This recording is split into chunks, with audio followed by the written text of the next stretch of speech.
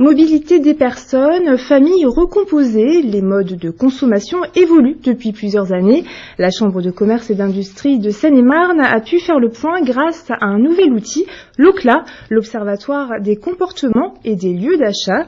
Pour faire part de ces résultats aux commerçants, plusieurs conférences débats sont organisées. La première avait lieu ce lundi à Emerainville. Claire Colombel était sur place.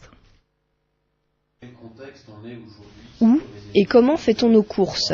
C'est la question que la Chambre de commerce et d'industrie s'est posée pour pouvoir conseiller au mieux les petits commerçants et les grandes surfaces.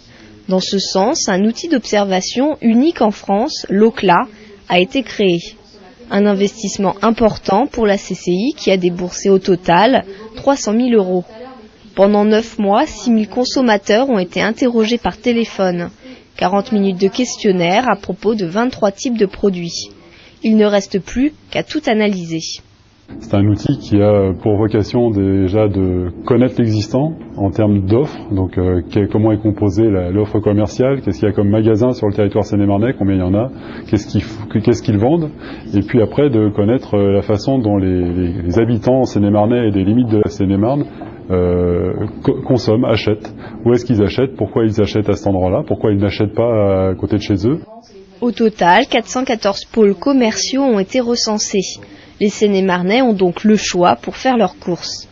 Mais contrairement aux idées reçues, le lieu d'achat ne dépend pas en priorité du prix, ni de la difficulté ou non de stationner.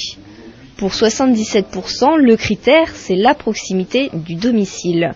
Variété de l'offre, ambiance sont les autres conditions essentielles.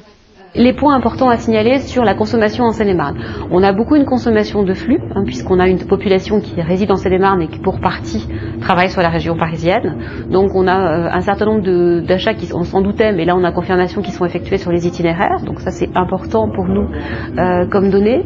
Également un consommateur qui a au minimum 5 lieux habituels d'achat, 5 pôles commerciaux différents.